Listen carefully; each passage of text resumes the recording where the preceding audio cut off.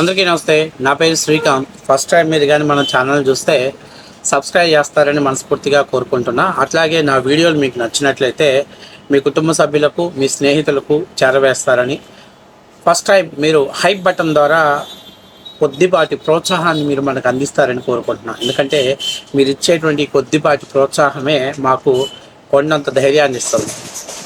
ఇక విషయంలోకి వెళ్తే మీ అందరికీ తెలిసిన విషయమే, తమిళనాడులో టీవీకే పార్టీ అంటే విజయ్ గారు భారీ మెజార్టీతోటి ఎవ్వరు ఊహించినటువంటి, ఎవరి ఎక్స్పెక్టేషన్స్కి అందనంత విధంగా ఆయన దాదాపుగా మ్యాజిక్ ఫిగర్ దగ్గరలో విజయాన్ని సాధించారు. అయితే ఇప్పుడు ఆంధ్ర రాష్ట్రంలో కొంతమంది వాళ్ళని ఏమనాలి అని అంటే, మరి నేనైతే ఊపే కుహగాళ్ళు అంటారు, ఊళ్ళో పెళ్ళి కుక్కల రావుడు చేసేవాళ్ళు అంటారు. వాళ్ళు విజయ్ మా జగనన్న ఫోటో పైకి లేపి చూపించడం వల్లే తమిళనాడులో ఓట్లన్నీ కూడా జగనన్నను చూసేసారని చెప్పేసి అంటే కొంత కాంట్రవర్సీ క్రియేట్ చేస్తున్నారు. అన్నకేడొచ్చిందే 11 సీట్లు. ఆ 11 సీట్లలో మంది కూడా అసెంబ్లీకి పోవట్లా. ఈసారి ఎలక్షన్స్లో ఆ 11లో కూడా ఉంటాయో ఉండవో నమ్మకం లేదు. అసలు అన్న పార్టీ ఉంటుందో ఉండదో నమ్మకం లేదు. ఎలక్షన్ టైం నాటికి జగన్మోహన్ రెడ్డికి బెయిల్ రద్దు జైల్లో కూర్చుంటే ఆ పార్టీ పూర్తి స్థాయిలో మొగ్గగుడిసిపోవాల్సిన పార్టీ. అలాంటి పార్టీలో ఉన్నటువంటి ఆయన బొమ్మ చూసి తమిళనాడులో ఆయన గెలిపించారంట. ఇక మీ అందరూ తెలుసు, పతివత పరమాణం వండితే చెన్నై ఎయిర్పోర్ట్లో దిగిందా కూడా వేడి చల్లారలేదంట. ఎవరో కదా పతివత, మన ఆర్కే రోజా. తాజాగా మన ఆర్కే రోజా సుమన్ టీవీ ఒక ఇంటర్వ్యూలో పాల్గొంది. ఆమె నిజంగా చెప్తున్న, రోజా ఎంత బాగా సినిమాలలో యాక్షన్ అంతా కూడా పాలిటిక్స్లో చూపిస్తూ ఉంటుంది. ఆమె అంటుంది, విజయ్ గారు గెలవటం మా సినిమా ఫీల్డ్ నుంచి వచ్చి గెలిచినందుకు మాకు చాలా సంతోషంగా ఉంది. నేను ముందే చెప్పేశాను చాలా సభల్లో, ఆయన పెద్ద స్టార్డమ్ కలిగినటువంటి నాయకుడు. ఆయన సినిమాలు లేక రాజకీయాల్లోకి రాలేదు, సినిమాలు వదులుకొని రాజకీయాల్లోకి వచ్చారు కాబట్టి ఖచ్చితంగా ప్రభావం చూపిస్తాడు అని చెప్పి నేను చెప్పానని చెబుతుంది. మరి అన్ని చెప్పిన దానివి డిఎంకే పార్టీ తరఫున ప్రచారానికి ఎందుకు వెళ్ళావు రోజా? అందరు రాష్ట్రాలు ఇప్పుడు ఏమనుకుంటున్నారు, ఈ డిఎంకే పార్టీకి ఐరన్ లెగ్ పోయి ప్రచారం చేసింది, ఆ లెగ్ ఎఫెక్ట్ తోటి మొత్తం సర్వనాశనం అయిపోయిందని అన్నారు. అంటే జగన్మోహన్ రెడ్డి గారు విజయ్ గెలవాలని చెప్పేసి అణుబాంబును ప్రయోగించినట్టు నేను తీసుకెళ్లి డిఎంకే పార్టీలో ప్రచారానికి ఉపయోగించాడా ఏంటి? అంటే ఓసరవల్లి కూడా తన రంగుని ఎలా మార్చుకునిద్దో అంటే వైసీపీ కార్యకర్తల నాయకులను చూస్తే మనకు క్లియర్గా అర్థమైంది. సరే, ఒకసారి ఇంకొక ముఖ్యమైన విషయం ఏంటంటే, మీకు ఒక ముఖ్యమైనటువంటి విషయం చూపించబోతున్నా. ఆ విషయం చూస్తే మీకు క్లియర్గా అర్థమైపోయింది. రోజా సినిమాలలోనే కాదు నిజ జీవితాల్లో కూడా యాక్ట్ చేస్తున్నటువంటి ఒక పెద్ద యాక్టర్ అని చెప్పేసి మనకు క్లియర్గా అర్థమైపోయింది. ఇప్పుడు ఆ వీడియోలోకి మీరందరూ వెళ్ళే ముందు దయచేసి మీరంతా కూడా మన ఛానల్ని సబ్స్క్రైబ్ చేస్తారని మరొకసారి మీకు విన్నపం చేస్తున్నా. సరే, ఒకసారి చూడండి, అద్భుతమైనటువంటి ఆర్టిస్టు. ఏడీఎంకేకి చంద్రబాబు గారు వెళ్ళి ఒక 3 days అక్కడ క్యాంపెయిన్ చేశారు. అయినా కానీ జగన్ గారు వెళ్లకుండా ఓన్లీ విజయ్ గారు ఆయనతో దిగిన ఫోటో చూపించారు కాబట్టి టీవీకే విజయం సాధించింది, వైఎస్ఆర్ శ్రీపీ కూడా ఆయన వైపు ఉందని డైరెక్ట్ గా చెప్తున్నారు. అంతేనా? ఖచ్చితంగా మీకు తెలుసు, జగన్ గారిని విమర్శించిన వాళ్ళ సినిమాలు ఎలా అట్టర్ ఫ్లాప్ అయ్యాయో.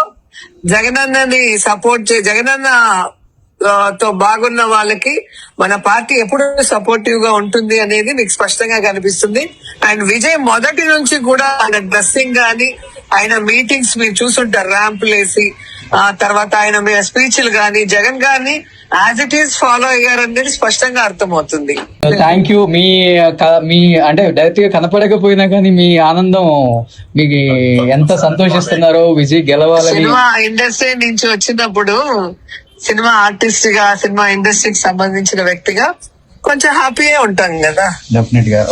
చూశారు కదా, అది ఆయనంట జగన్మోహన్ రెడ్డి గారిని ఫాలో అయ్యాడంట.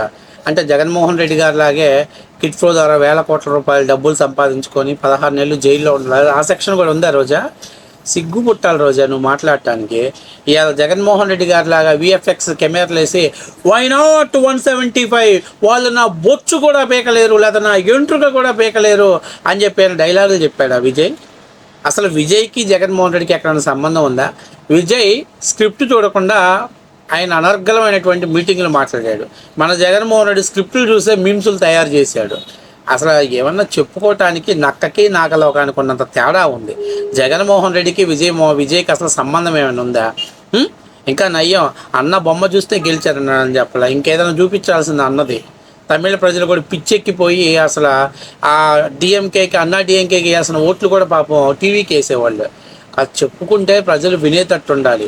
నిన్నటిదాకా సిగ్గు ఎగ్గు వదిలిపెట్టేసి డిఎంకే పార్టీ తరఫున ప్రచారం చేసి వచ్చి ప్రచారానికి పోయి ఒక్కసారి మీరు ఓట్లు వేయండి అని చెప్తే ఇవాళ ఎక్కడ ఐరన్ లెగ్ పాపగండం నీకు వస్తుందని చెప్పేసి విజయ్ ప్రపంచంలో నేను ముందే ఊహించాను, మరి ముందే ఊహించిన దానివి మరి ప్రచారానికి ఎందుకు వెళ్ళావు? వెళ్తే ఆ దరిద్రమైన అపవాదం నాకు వస్తుందనే భయంతో సైలెంట్గా ఉండొచ్చుగా.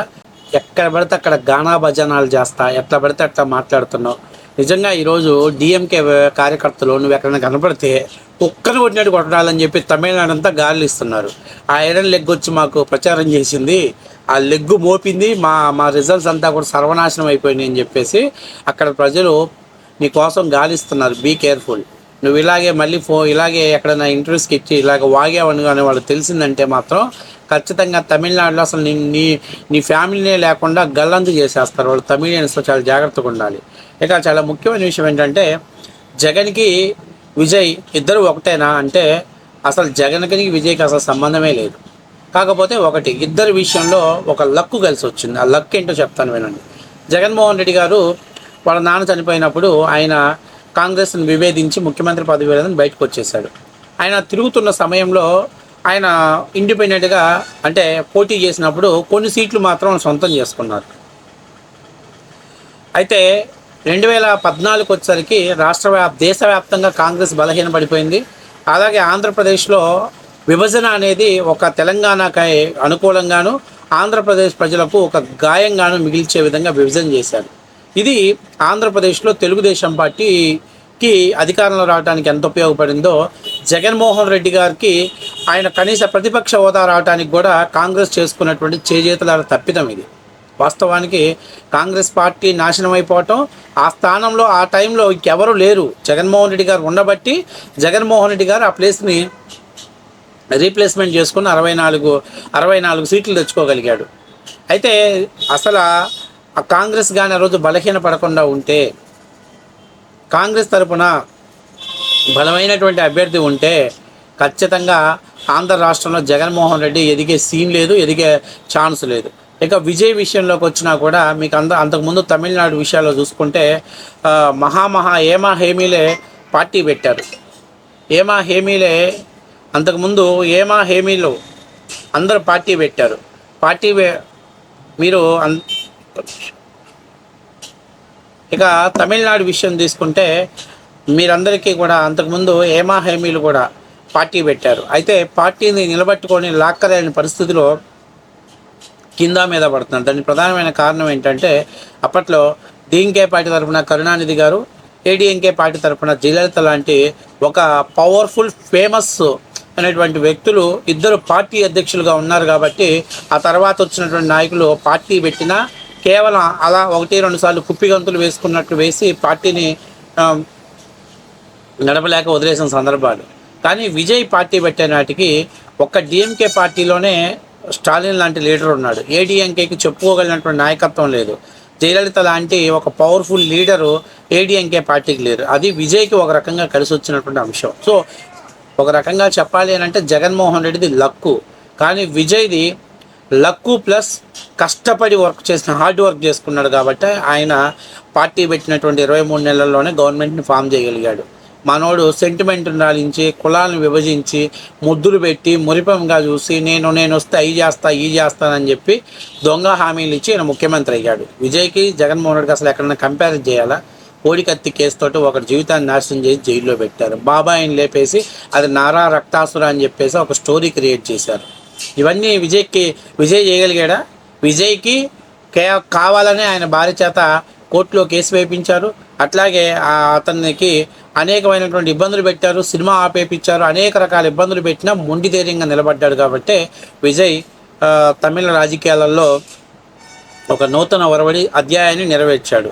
నువ్వు ఎట్లాగో విజయ్ గెలవడం సావాలి అని చెప్పి డిఎంకే పార్టీకి ప్రచారం చేసి ఇవాళ డిఎంకే పార్టీ గెలుస్తుందనుకొని నువ్వు పోయి నా లెగ్గు మహత్యమని అక్కడ పెట్టావు. వాళ్ళు సర్వనాశనం అయిపోయి ఇవాళ విజయ్ గెలిస్తే విజయ్ మా సినిమా ఫీల్డ్లో నుంచి వచ్చాడని మాట మారుస్తావా?